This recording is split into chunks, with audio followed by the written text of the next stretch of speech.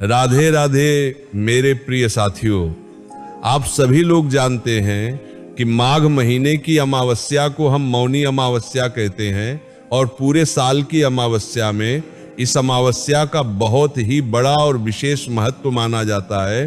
साथियों, मौनी अमावस्या के नाम में ही समझ आता है कि इस दिन विशेष रूप से जो व्रत रखा जाता है वो मौन रहने का रखा जाता है। इस दिन व्रत, पूजा पाठ, स्नान, दान, तर्पण सब कुछ मौन होकर किया जाता है, तभी हमें इस अमावस्या का फल मिलता है। साथियों, मौनी अमावस्या के दिन पितरों के लिए किया गया कोई भी कार्य जैसे तर्पण, श्राद्ध पितरों को तृप्ति प्रदान करता है। आइए साथियों, अब हम जानते हैं माघ महीने की ये मौनी अमावस्या की तिथि कब शुरू हो रही है और कब समाप्त होगी। इस बार अमावस्या तिथि 18 जनवरी रविवार को रात 12:05 से शुरू होगी। देखा जाए तो ये समय शनिवार की रात 12 बजे के बाद का होगा। साथियों, इसके बाद में रविवार को यानी कि 18 जनवरी को पूरा दिन अमावस्या तिथि रहेगी और इसके बाद अमावस्या तिथि की समाप्ति 19 जनवरी सोमवार को रात 1:21 पर होगी। यानी कि रविवार की रात 12 बजे के बाद ही अमावस्या तिथि समाप्त हो जाएगी।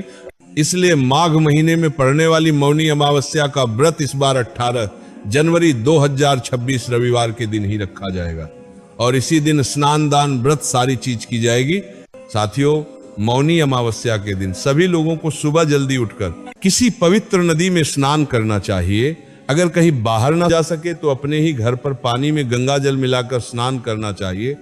इसके बाद एक लोटे में जल भरकर काली तिल मिलाकर इससे सूर्य देव को अर्घ देना चाहिए और काली तिल वाले जल से पितरों को भी अर्पित करें।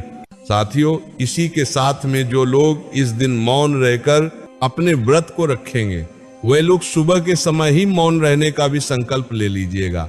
अगर आप लोग पूरा दिन मौन नहीं रह सकते तो कम से कम 1.25 घंटे का नियम लेकर मौन जरूर रहे, या जब तक आपकी सुबह पूजा ना हो जाए और आप दान पुण्य ना कर लें तब तक आप मौन ही रहे तो ज्यादा अच्छा है। साथियों, इसी के साथ में इस दिन दान पुण्य का विशेष महत्व माना जाता है। इसीलिए इस दिन जिस तरीके से हो सके आप दूसरों की मदद करें और दान पुण्य जरूर करें, जिसमें काली तिल का दान जरूर करें।